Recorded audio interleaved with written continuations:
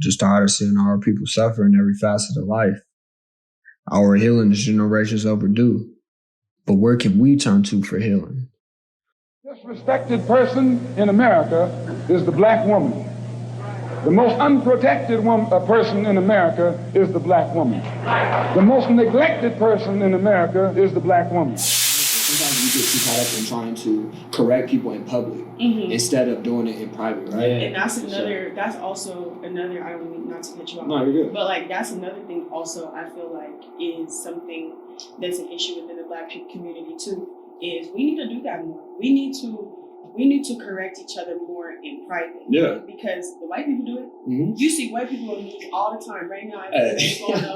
Everything that's going on with Donald Trump and Hillary Clinton, all of them, and these scandals and all of that shit. Mm-hmm. Ain't none of them spoke on anything public. Yeah. We have no idea what they're really arguing about. You know what I'm saying? Yeah. But if we were to tell it, like, if I was to give my opinion based on their action, I would say they all standing together. Yeah. They all banded together. Yeah. They all supported each other in the situation because no one has come out and said, oh, well, Hillary, da-da-da-da-da, but Trump, da-da-da-da. Like, nobody's coming out like, well, Jeffrey was da-da-da. You know what I mean? So what is that? Like, you know, wait, so what does that look like to you or to you? We like, have to do like that. People correcting private. people in private, like, but also riding with them in public. Like, it wouldn't have been hard to just literally calm her down and just tell her to come outside or something, right? Like, if I was there and she was tripping, like, I think we can all agree, like, she was going crazy, right? I would have had no problem with, telling her, excuse me, come outside with me, and just calming the situation down like that. And I think that way it doesn't come off like I'm disagreeing with her. It doesn't come off like I'm against her. You know what I'm saying? Because when we broadcast everything, like, we record everything. Like, not even just black people, just people, right? We record everything. So when you do that, you have to be aware of how that's going to come off. Not even necessarily about what it really is, because it's going to be like, when you put it out there to the world, the internet, that's the world. When you put it out there, people are going to make their own, they're going to comprehend that in their oown way. So like, some people think that she was wrong. Some people think she's right. Some people think she didn't do it the right way. Some people think she did it the right way, right? It's not like we got the word from her, like, you know what I'm saying, actually talk to her or anything like that. So people are going to assume stuff. And I think in that situation, if somebody like that black dude would have just came and just, instead of arguing with her and escalating it, right, just telling her, like, I hear you, come outside with me and blah, blah, blah. That's it, right? And I think when she called him a coon, I think it came more from the angle of black women always having to be at the forefront of movements, right? Yeah. Because that black dude, or just any black person outside of her, nobody, I don't think anyone actually pointed that out. And I think she took it like, well, since I'm the one that's pointing it out, like, you know what I'm saying? You got to be behind me. Exactly. Yeah. And when she did that, it's like, well, you're a coon, not because you disagree with me, but because you're not standing with me, right? Yeah. Like, going off your point, when we see all this stuff going on with the government and all that type of stuff, we see them, I guess, disagreeing publicly on certain matters. But at the end of the day, when they're in the back rooms and they're actually negotiating and talking about these type of stuff, they all have one thing in common, and it's the white agenda. Period. Right? Literally. And I think too many times we don't exactly, and we don't think like that. And it's not even necessarily our fault. You know what I'm saying? We've been brainwashed to think a certain way. We've been put in situations that have forced us to think a certain way. Yeah. But at some point, you have to think beyond yourself. And I think it's more so the second part. It's like a little bit ago, like decades ago, you know what I'm saying, maybe a generation back, we were brainwashed to think like that. Yeah. But now it's learned. Like, it's learned behavior, because a lot of black people, when you grow up and you're brought up on kind of like survival. Yeah. That's why we mind our business. Mm-hmm. That's why we stick to ourselves, because a lot of black people are brought up, if you don't worry about you, then you're going to end up left behind. Yeah. Because worrying about everybody else, you know what I'm saying, you can only help others after you've helped yourself. Exactly. So I think that's a big thing. It's like, we don't think like that. We don't think like, well, what is going to help us all? Mm-hmm. You know what I'm saying? Like, even though you may think differently about this one thing, and I think differently about this one thing, but like you said, at the end of the day, what's the end result? What's the number one thing? thing, and the number one thing really should be like us furthering progressing as a Black people. Literally, Exactly. that's what it should be. Like, if not to get off topic, but if we were to like, here's a good example of people being too caught up in how you're doing it instead of the end result, like we're talking about right now. Yeah. Like, I'm pretty sure all Black people can say that they want liberation for all Black people, right? They want to be treated equally for the most part, right? Like, we don't. Yeah, exactly, right? We don't want to be killed by, we don't want to be killed by the cops no more. Like, so it was like, all right, well, if someone was to say the way that we can go about accomplishing that, like the cops not fucking with you no more, right? Or fucking with your people no more, is by killing every single cop.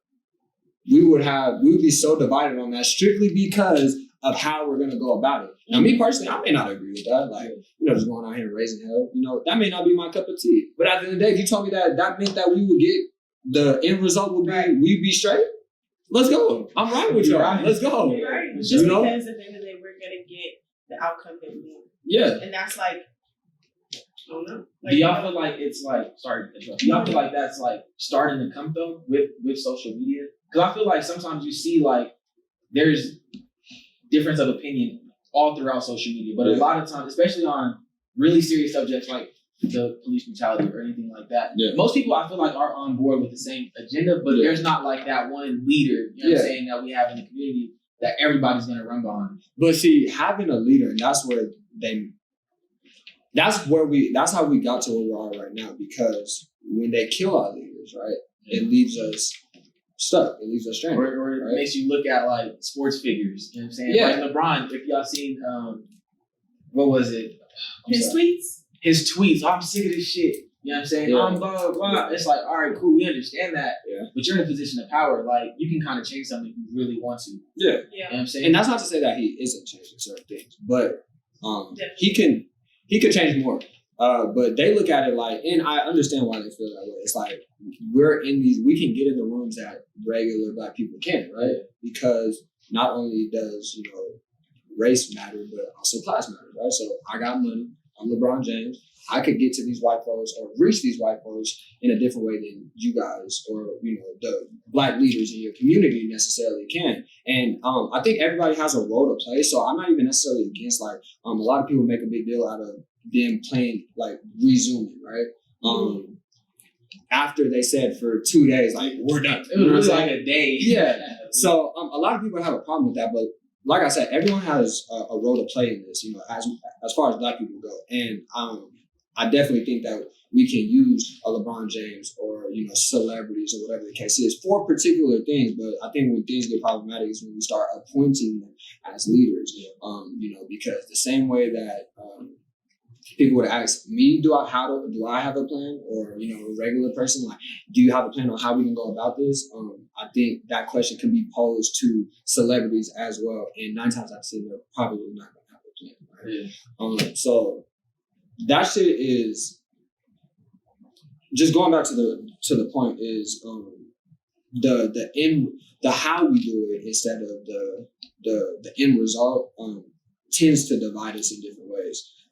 Because not a lot of people, honestly, in certain situations, I feel like not a lot of people are able to go with whatever option you're posing. Yeah. A lot of people might not be able to go with, or it might like, okay, I can go with that, but that's going to hinder me immediately. Yeah. And that's also another thing I feel like is like a problem within the Black community. And it's not necessarily you can work on it, but it's not necessarily something that's going to change overnight. But like, that is a problem.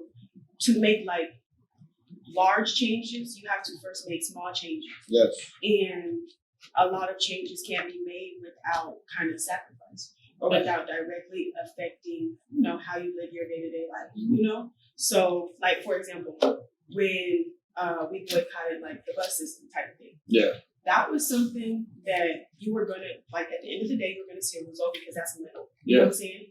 A lot of Black people are riding the bus because obviously, like, you can't afford cars and whatever the situation may be. Yeah. But that's money. And that's something that it might not affect, like, the white people and who run that today. Mm-hmm. But if we stick to this like they did for a year plus, it's going to start to, change. But there's a lot of Black families who may have been directly affected by their mom not choosing to ride the bus. You know what I'm saying? Like, that's a big thing. So a lot of people might not be able to do that. And I feel like that's a problem that a lot of people are not in the position to take some stuff out of their life and without it going crazy. Like a check. Yeah. Like a lot of Black people live check to check. Mm-hmm. So if what you're asking for to get to whatever end result is for us to do something that's affecting our check, that compromising, you know what I'm saying? Now that's putting me in a compromising position, and it's like, of course, I'm all for the end result, but do I really want to go down the path of where I have to compromise myself and how I live to get there? Meals and we ain't fasting. I came up, I gotta have it. I felt rain, ain't felt compassion. Sun came up, I know. When it rains, it pours. Were you surprised? Was I surprised? No, because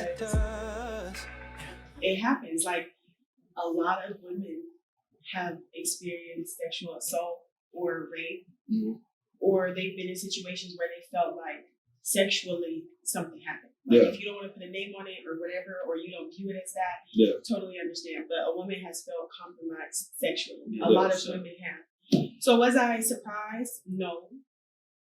But it feels sunny this morning. Said it feels sunny this morning.